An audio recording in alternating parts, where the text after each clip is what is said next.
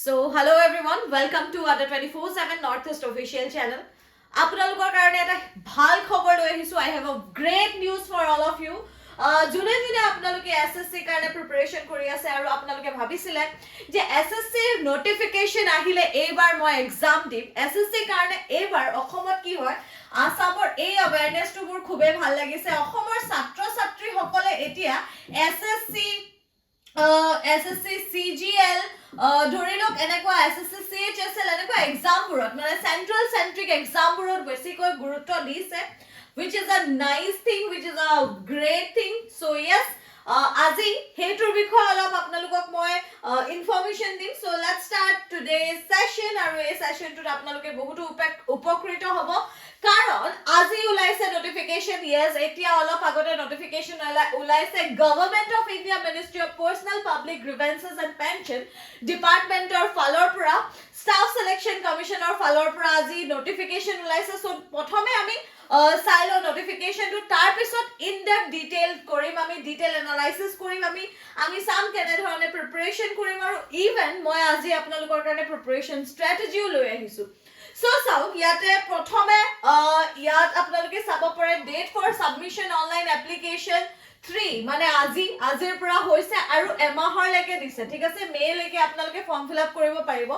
কিন্তু মোৰ এটা আপোনালোকলৈ সাজেশন থাকিব 5 ডেজ মানৰ পাছত বা 4 ডেজ মানৰ পাছত ইভেন 2-3 ডেজ মান ৰখি দিয়ক কাৰণ তেওঁলোকে अगेन কিবা কিবি চেঞ্জেস কৰে আৰু স্টাৰ্ট হৈছে হে। এতিয়াটো এনেও বহুত ৰাশ হ'ব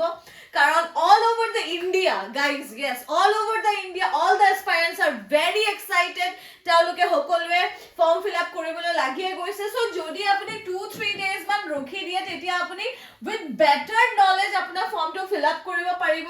ভালকৈ কাৰণ ইয়াতে বহুত ট্ৰাফিক থাকে।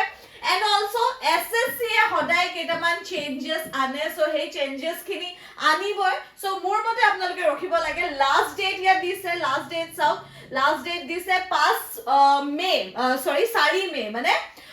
5 দিছে ইয়াতে 5 মান্থটোৰ কথা কৈছে। সো আপোনালোকে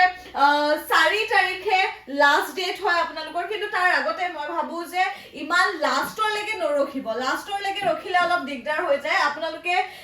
5-6 ডেজৰ পাছতো যদি ফিল আপ কৰে ইট ইজ মোৰ লাইক এনাফ আপোনালোকৰ কাৰণে। আৰু ইয়াতে আপোনালোকৰ এক্সাম কেতিয়া হ'ব অলৰেডি ইয়াত দিয়া আছে, টেন্টেটিভ এটা শিডিউল দিয়া আছে টায়াৰ 1ৰ কাৰণে কম্পিউটাৰ বেসড এক্সামিনেশন কেতিয়া হ'ব জুলাই। কিন্তু আমি অলৰেডি SSC ক্যালেন্ডাৰত চাই থৈছো 14th of জুলাইত আপোনালোকৰ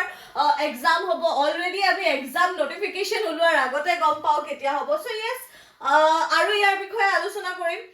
ইয়াৰ বিষয়ে অকমান আমি চাম। সো ইয়াতে চাওক staff selection commission will be hold the combined graduate level exam. এটো এটা গ্ৰেজুৱেট লেভেল এক্সাম হ'ব, কম্বাইন্ড গ্ৰেজুৱেট লেভেল এক্সাম হ'ব। ভেৰিয়াস আপোনালোকৰ ডিপাৰ্টমেন্টৰ কাৰণে দিছে। ঠিক আছে, সো গ্ৰুপ বি এটো হয়, গ্ৰুপ সি এটো পোষ্ট হয়। সো ইয়াৰ ডিটেইল এনালাইসিস আমি কৰিম আৰু অকমান চাও আমি তললৈ যাও। চাওক এতিয়া ইয়াতে পোষ্টবোৰৰ নাম মই আপোনালোকক কৈ দিছো কাৰণ যেতিয়া আমি এপ্লাই কৰো আমাৰ মনত থাকে যে আমি কোনটো পোষ্টৰ কাৰণে এপ্লাই কৰো। এসিস্ট্যান্ট অডিট অফিচাৰ ডিপাৰ্টমেন্ট হ'ব Indian audit and accounts department under keg. ঠিক আছে, CMAG কেগৰ আন্ডাৰত হ'ব আৰু ইয়াত এজ লিমিট দিছে 18 to 30। আচ্ছা, ইয়াতে এটা কথা কওঁ, ইয়াতে তেওঁলোকে এটা লিমিট থৈছে, হেতু তেওঁলোকে এজ লিমিটটো 8 মানে আগষ্টৰ পৰা তেওঁলোকে ধৰিছে। ঠিক আছে, সো এটা অপৰচুনিটি যোনে যোনে আপোনালোকে গ্ৰেজুৱেচন লাষ্ট ইয়াৰত আছে ইউ ক্যান এপ্লাই। খালি প্ৰভাইডেড এইটোৱে থাকিব আপোনালোকৰ এটা কন্ডিশন যে আপোনালোকে এই আগষ্টৰ আগতে কি কৰিব লাগিব, প্ৰভিজনাল সাৰ্টিফিকেটখন দেখাই দিব লাগিব। সো প্ৰভিজনাল সাৰ্টিফিকেটখন যদি আপোনালোকে আগষ্টৰ আগলৈকে পাই যায় ডেফিনেটলি ইউ ক্যান এপ্লাই হিয়াৰ। লগতে গাইজ ইয়াতে চাওক আমি আৰু কেইটামান পোষ্টৰ বিষয়ে নামবোৰৰ বিষয়ে চাই লওঁ। নামবোৰ জানিলে মোৰ মতে এনেকুৱা লাগে যে yes এতিয়া মই এপ্লাই কৰিব পাৰিম। আৰু why I am excited because yes ইয়াৰ ক্লাसेस খিনিও মই আপোনালোকক প্ৰভাইড কৰিম, ইউটিউবতে প্ৰভাইড কৰিম, আপোনালোকে কোৱালিটি অফ ক্লাसेस পাব। and I am really excited কাৰণ ইয়াতে 7400 কৈছে ন, বাট ইয়াত প্লাস আছে, তেওঁলোকে টেন্টেটিভ এটা হেৰি ৰাখিছে ধৰি লওক ভ্যাকেন্সিজ কৈছে কাৰণ তেওঁলোকো নাজানে কোনটো ডিপাৰ্টমেন্টত কিমান ৰিকুৱায়াৰমেন্ট আছে। আৰু মোৰ মতে এটো 2x হ'ব মানে ডাবল হ'ব পাৰে। এটো আপোনালোকে দেখিছে এতিয়া 7000 হয়তো এটো কিবা ইমানলৈ যাব পাৰে হয়তো এটো যাব পাৰে 14000 লৈ ঠিক আছে মোৰ মতে এটো ডাবল হ'ব লাগে একাউন্টস অফিচাৰৰ পোষ্ট আছে এটো কেগৰ আন্ডাৰত হ'ব সেম এজ লিমিট দিয়া আছে assistant officer assistant section officer assistant section officer এইখিনি দিয়া আছে এইখিনি বাৰু আমি চাইলম পাছত এইখিনি এটা এটাকে আপোনালোকে চালে হ'ব অ্যাসিস্ট্যান্ট সেকশন অফিসাৰছৰ ডিপাৰ্টমেন্টস খিনি দিয়া আছে সেইখিনি আমি চাইলম বাৰু ইয়াতে চাওক ইয়াতে গ্ৰুপ লেভেল খিনি দি দিছে আৰু পে স্কেলস খিনি হেতু হিচাপত হ'ব সিডি এইখিনি আছে বাৰু এইখিনি মানে ইম্পৰ্টেন্ট নহয় এইখিনি আমি পাছতো চাই ল'ব পাৰিম and ইয়াত এতিয়া আমি nationalities obviously Indian এইখিনি আমি জানোৱে ইন্ডিয়ানে আমি হেৰি কৰিম ফিল কৰিম ইয়াতে এজ লিমিট চাওক এতিয়া আমি এইখিনি চাই লওঁ ঠিক আছে এইখিনি আহিলে আমাৰ অলপ important age limit so age লিমিটত ইয়াত তেওঁলোকে এটা লিখি দিছে ঠিক আছে ইয়াতে কোবাত আছিলে বাট মই আপোনালোকক কৈছিলো যে তেওঁলোকে এবাৰ আগষ্টলৈকে ধৰিছে ঠিক আছে candidate must have been born not earlier than 2/8/1996 ৰ আগত তেওঁলোকে জন্ম হ'ব নালাগিব বুলি কৈছে ঠিক আছে not earlier than আৰু তেওঁলোকে এটা লেটাৰ ধৰিছে অগষ্টৰ লৈকে ঠিক আছে ইয়াতো সব অগষ্ট 2005 ইট মিন্স আপুনি যদি 6th সেমত আছে আপোনাৰ যদি লাস্ট সেম চলি আছে then also you can apply আপোনালোকে প্ৰভিজনাল সাৰ্টিফিকেট খন যদি দিব পাৰে আপোনালোকে এপ্লাই কৰিব পাৰে সো এইখিনিয়ে আছিল আৰু ক্যাটেগৰি ওয়াইজ দি দিছে ইয়াতে সব ক্যাটেগৰিটো আমি ভালকৈ চাই লওঁ ঠিক আছে ক্যাটেগৰি ওয়াইজ দিয়া হৈছে ইয়াত হেতু আমি ভালকৈ চাই লওঁ সো ইয়াত সব SC ST কাৰণে 5 years or এটা ৰিলেক্সেশন দিয়ে আপোনালোকে জানে প্লাস 5 years পাবো ইয়াত প্লাস 3 years পাবো OBC এ PWBD এ পাবো 10 years or reservation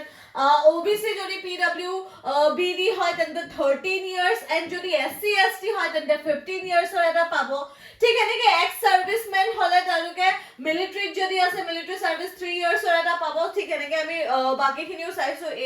38 দিয়া আছে ঠিক আছে অলরাইট এইখিনিটো আমি বাৰু চাইলম এইখিনি আমাৰ কাৰণে ইমান দৰকাৰ নহয় এতিয়া বৰ্তমান আমি আৰু তললৈ যাও আৰু অকমান নোটিফিকেশনটো চাও বাট আপোনালোকে এপ্লাই কৰিব লাগে জুনে জুনে আপোনালোক কলেজতো আছে যদি ভাবিছে এপ্লাই কৰক কাৰণ ফি বেছি নহয় 100 रुपीसৰ ফি হয় আপোনালোকে 100 रुपीसতে এপ্লাই কৰিব পাৰিব ঠিক আছে এইখিনি আমি পাছত চাইলম এইখিনি আমাৰ কাৰণে ইমান ইম্পৰ্টেন্ট নহয় লাষ্টৰ এটা পইণ্ট ইম্পৰ্টেন্ট আছিল সেইখিনি মই দেখাই দিম ঠিক আছে ইয়াত চাও এতিয়া আহিলে এসেনশিয়াল এডুকেশন কোয়ালিফিকেশনৰ কথা দিয়া আছে সো আমাৰ কোয়ালিফিকেশনও চাই ল কোয়ালিফিকেশন কি দিছে যে যদি অ্যাসিস্ট্যান্ট অডিট অফিসাৰৰ কাৰণে আপুনি এপ্লাই কৰিব এসেনশিয়াল কোয়ালিফিকেশন আপোনাৰ ব্যাচেলাৰ ডিগ্ৰী হ'ব লাগিব এটা ৰেকগনাইজড ইউনিভাৰ্সিটি অৰ ইনস্টিটিউটৰ দ্বাৰা ডিজায়াৰেবল যদি কোয়ালিফিকেশন ইয়াত চাও CA যদি আপুনি CA আছে CA ফাইনাল ইয়াৰ্সত আছে আপুনি CMA আছে তেন্তে আপোনালোকে দিব পাৰিব একাউন্টেন্ট অফিচাৰৰ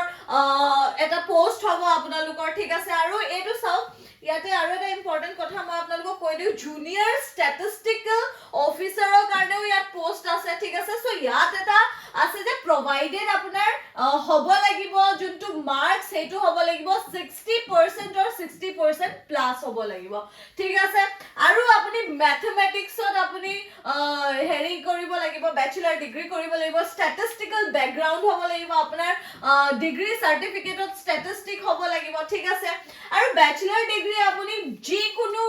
ব্যাচেলাৰ ডিগ্ৰী কৰিব পাৰে ইয়াতে কৈছে কিন্তু সাবজেক্ট আপোনাৰ ষ্টেটিষ্টিক হ'ব লাগিব তেতিয়া আপুনি জুনিয়ৰ ষ্টেটিষ্টিকেল অফিচাৰৰ লেভেলটো পাব ঠিক আছে অলৰাইট আৰু তললৈ যাও ৰিসাৰ্চ এনেকে এইবোৰ দিয়া আছে বাকিখিনি পোষ্টৰ কাৰণে দিয়া আছে হেগিনি চাব কিন্তু এটা কথা মনত কৰিবলগীয়া আপোনালোকে চাব এই ডেটটো আপোনালোকে চাব ঠিক আছে সো আপুনি যদি ইয়াৰ আগতে নিজৰ প্ৰভিজনাল সাৰ্টিফিকেট খন উলিয়াব পাৰে আপুনি যদি লাস্ট সেমত আছে then also you can apply yes you can apply আপুনি এপ্লাই কৰিব পাৰিব আৰু আমি তললৈ যাও ইয়াতে আৰু কেটাবাত আমাৰ ইনফৰমেশন আছে যোনখিনি আমাৰ দিয়া আছে কিন্তু ইয়াত দিয়া আছে হাউ টু এপ্লাই তেওঁলোকৰ অফিশিয়াল ওয়েবসাইটত গৈ আপোনালোকে এপ্লাই কৰিব পাৰে মাথু 100 रुपीस আৰু যদি আপোনালোকে চাই ইয়াতে চাও 100 रुपीस এটা ফি ওয়েট 100 रुपीस or fee হয় এটো 100 रुपीस fee আৰু women candidate সকলৰ কাৰণে no fee ঠিক আছে so yes definitely মই কম all the women out there all the girls out there আপোনালোকে definitely apply কৰিব আৰু সবে apply কৰিব কাৰণ 100 rupees only, 100 rupees ত আপোনালোকে এপ্লাই কৰিব পাৰে সো ডেফিনেটলি এইখিনি বিষয় আমি চাম বাৰু আৰু ব্ৰিফলি আমি চাম আকৌ আমি ইয়াৰ বিষয়ে চাম নোটিফিকেশনত কাৰণ অলপ চেঞ্জেস আহিব মনত ৰাখিব 7 দিন মানৰ পাছত চেঞ্জেস আহিব আৰু এটা টেন্টেটিভ তেওঁলোকে এটা ভ্যাকেন্সি কৈছে ইয়াতে তেওঁলোকে মেনশনো কৰিছিলে মই হেতু বিচাৰি পোৱা নাই মই পঢ়ুতে কিন্তু পাইছিলো যে তেওঁলোকে এটা টেন্টেটিভ ভ্যাকেন্সি হে কৈছে তেওঁলোকে 7,400 plus tentative কৈছে কেলে কৈছে তেওঁলোকে আৰু বহাব ঠিক আছে তেওঁলোকে আৰু বহাব ডেফিনেটলি সো হেখিনি বিষয় চাম ইয়াতে আমাৰ সেন্টাৰস খিনি দিছে সেন্টাৰস খিনি আপোনালোকে চাই লব পাৰিব এইখিনি আপোনালোকে ধুনিয়াকৈ চাই লব পাৰিব এইখিনি বিষয় আমাৰ ইমান আলোচনা কৰিবলগীয়া নাই ইয়াতে আমাৰ আলোচনা কৰিবলগীয়া আছে ইয়াত চাওক scheme of examination computer based tyre 1 tyre 2 examination হ'ব ইয়াতে কাট অফ খিনি মই আপোনালোকক ডিসকাস কৰি দিম cut off final cut off খিনি মই আপোনালোকক ভালকৈ ডিসকাস কৰি দিম ইয়াতে চাওক এক্সামিনেশনৰ জছে যদি দিছে ফাইনাল মাৰ্কস যদি দিছে ইয়াত 1 hour and 20 minutes আৰু 1 mark নেগেটিভ হয় নেগেটিভ মাৰ্কিং আছে হেখিনি বিষয় আমি চাম ইয়াতে চাওক কি আছে প্ৰথমে আমি সাবজেক্টস গিটা কইলো ঠিক আছে টায়াৰ 1 বা টিয়াৰ 1 বুলিও কয় বহুতে হেকাৰণে টিয়াৰ কৈ দিছো সো টিয়াৰ 1 ত যদি আপোনালোকে চাই তেন্তে কি আছে জেনাৰেল ইন্টেলিজেন্ট এন্ড ৰিজনিং আপোনালোকে ফোকাস কৰক আমাৰ আদা 24/7 নৰ্থ ইষ্টত কিন্তু ইয়াৰ ধুনিয়াকৈ ক্লাसेस হৈ আছে আপোনালোকে চাব জেনাৰেল অ্যাৱাৰনেস মই পঢ়াম আপোনালোকক সদায় ওয়াইটিত ইউটিউবত সদায় মই আপোনালোকক ৰাতি 8টা বজাত এসএসসি ক্লাস লৈ আহিম এসএসসি CGL ৰ কাৰণে ক্লাস লৈ আহিম এটা লেভেল আপ ক্লাস হ'ব আপোনালোকে লেভেল আপ এটা ক্লাস পাব কোয়ান্টিটিভ এপ্টিটিউড আমাৰ সৱৰ্ণ স্যাৰ আৰু সৌৰভ স্যাৰে আপোনালোকক কৰাই দিব ধুনিয়াকৈ সিলেবাস কভাৰ কৰোৱা হ'ব আপোনালোকে ইউটিউবতে কন্টেন্ট পাই যাব আৰু ইংলিশ আমাৰ শুভম স্যাৰে কৰাব সো এই গুটেইখিনি আপোনালোকৰ সৰ্টেড আছে আপোনালোকে জাস্ট এপ্লাই কৰিব লাগে বাকি এইখিনি বিষয়ও আমি পাতিম কিন্তু এটা কথা মনত ৰাখিব যে এটা নেগেটিভ মাৰ্কিং আছে কিন্তু ইয়াত নেগেটিভ মাৰ্কিং আছে বাকিখিনি আমি এইখিনি পাছত আকৌ আলোচনা কৰিব লাগিব হেকাৰণে ইমান আলোচনা কৰা নাই বাৰু মই এন্ড ইয়াতে ডিটেইল এনালাইসিস কৰিছিলে এটা সাবজেক্টস ব্ৰ আচ্ছা ইয়াত পাই গলো আমি সাবজেক্টস খিনি সো ইয়াতে চাও সাবজেক্টস খিনি প্ৰথমে মই যদি ৰিজনিংৰ কথা কও ৰিজনিং মই আপোনালোকক অলৰেডি কলো ৰিজনিং আপোনালোকে ইউটিউবতে আমাৰ পুৰা শিকি লব পাৰিব আপোনালোকে ইউটিউবৰ ক্লাसेस খিনি কৰিব লগতে সাউকেতে জেনাৰেল অ্যাৱাৰনেস যিমান পঢ়ো হিমানে कम हो जाए कारण ये एक ऐसा दरिया है जहां डूब के जाना है जनरल अवेयरनेस टू होता है को हाँ ये आग का दरिया है इसमें डूब के जाना है पार जा पाओगे कि नहीं ये तुम्हारे भरोसे और राम भरोसे but you have to give your best and बाकी इंग्लिश और सिलेबस दिसे हेखिनि আমি ভালকৈ ডিসকাস কৰিম বাট আপোনালোকক এতিয়া এটোৱে কম যে আপোনালোকে হুনকালে এপ্লাই কৰি লব 5 ডেজ মানৰ পাছত আপোনালোকে এপ্লাই কৰি লব বাকিখিনি আমি চাই লম বাকিখিনি ইমান ইম্পৰ্টেন্ট এতিয়া মই দেখা নাই আছে ইম্পৰ্টেন্ট কিন্তু হেখিনি আমি লাষ্টত ডিসকাস কৰিম বাট এট দা এন্ড মই এটোৱে কম এটা হিউজ ভ্যাকেন্সি ওলাইছে এটা হিউজ ভ্যাকেন্সি আমাক উলিয়াই দিছে গভর্নমেন্ট অফ ইন্ডিয়া সো এটো আপোনালোকে ডেফিনেটলি এটা ট্রাই দিয়ক গিভ ইট আ শট আৰু ডেফিনেটলি আপোনালোকে ইয়াত সকলোৱে যোন সকল লাস্ট সেমিস্টাৰত আছে নিজৰ এপ্লাই কৰিব all the very best we are here we are ready to fight we are ready to give you 100% quality of content are you ready so do let me know in the comment section and thank you so much for joining me lots of love guys thank you